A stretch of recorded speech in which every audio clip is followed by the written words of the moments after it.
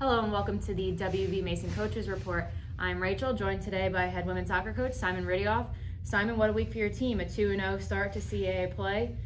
Give me a little breakdown on your weekend. Yeah, it was I think from a performance perspective, played really well. Played a really tough, robust Drexel team Thursday night.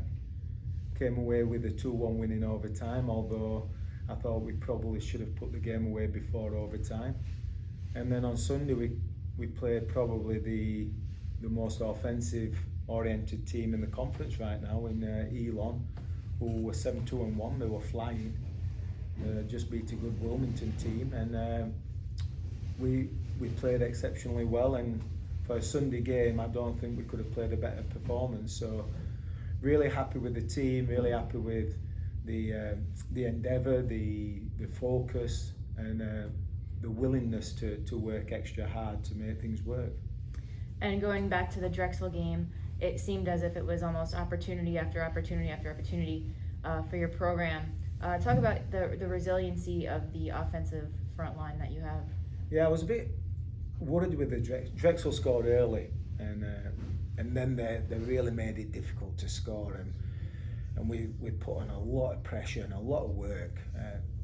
It was a frenetic pace we played at to get back in the game, and fortunately we got on the scoreboard with Brianna Duran, who hasn't played all season. She came on and deserved to from what she's been performing in practices, so we thought we'd give her a reward, and she paid it back in boatloads. So that got us back into the game, and then maybe scored in overtime to put it away. So, but I thought we just expended a lot of energy in that game, and rightfully so, we deserved to win, but Drexel came and really bunkered down and made it difficult for us.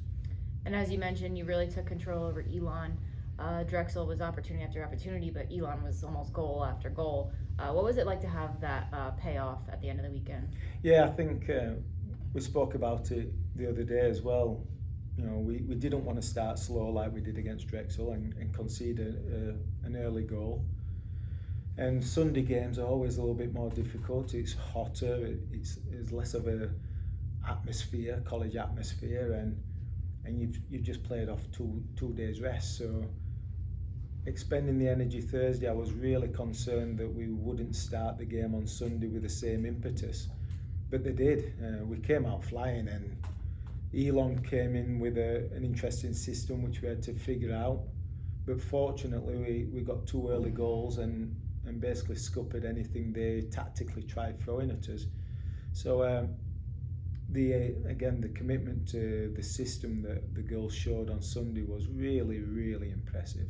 And you outshot opponents 54-8 this past week. Extremely impressive with 5 different goal scorers. Do you think that you can keep this going into the next weekend against Northeastern and Charleston? Well, you'd love to, but every team offers a different opportunity and a different challenge. Northeastern have been one of the best teams in the conference over the last 15 years, and they're a big nemesis of Hofstra. And going up to Boston on a cold fall evening is never easy. So we expect a really tough challenge from Northeastern, and it will be back and forth as they always are with games with Northeastern. And then we see the opposite. We have a quick turnaround, we get on a flight and we get down to College of Charleston, where it's probably going to be 80 or 90 degrees and playing on grass. And Christian, to be fair, his programme has got traditionally better by the year. So when they first got into our conference, they were 7th, then they were 6th, then they were 5th, and then last year they came 4th. He's just gradually growing a really strong programme, and they're 2-0 in the conference at the moment as well. So they'll give us a different challenge as well. So if we could be 54-8 against these two teams, I'd be probably buying a lottery ticket.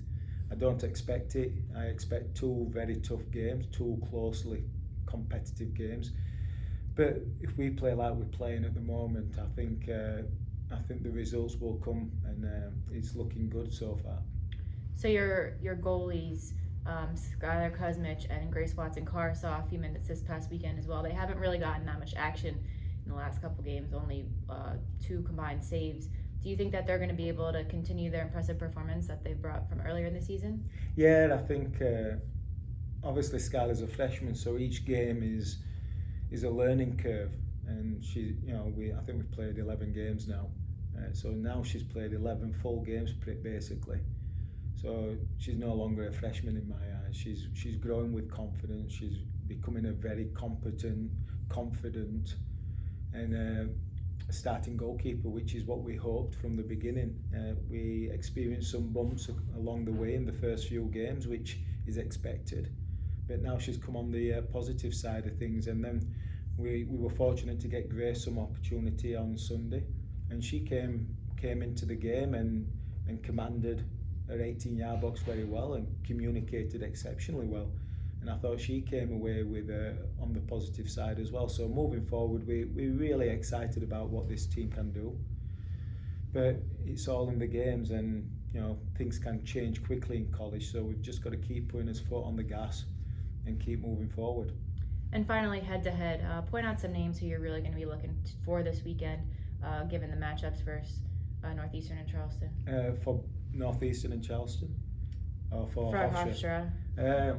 I think, I look at our team, and as a youth player, I played defence, and I don't think I would want to defend against any of my forwards.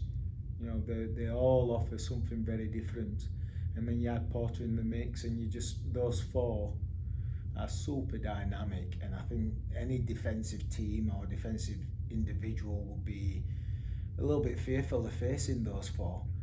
But to be fair, Bella and Jordan have been anchoring in that midfield and doing a fantastic job, and then our back four have really stepped up. So I would hope for another team performance like we just experienced this past 2 games, and if we can get a little bit extra from different individuals as we move forward, then it's going to take everybody to win this conference. I always say it takes a village, and we expect certain people to step up all the time, and they know who they are, but we'll also get some help from the Brie Durans or the Brie Pisaros this weekend who will notch a goal, and sometimes it's going to be a very important one. Okay, Coach, well, you're 2-0, heading into another exciting weekend and a 6-game winning streak. It's certainly an exciting time to be part of your program. So, Coach, I wish you the best of luck this weekend at Northeastern and Charleston, and I appreciate you joining me today. Thank you very much.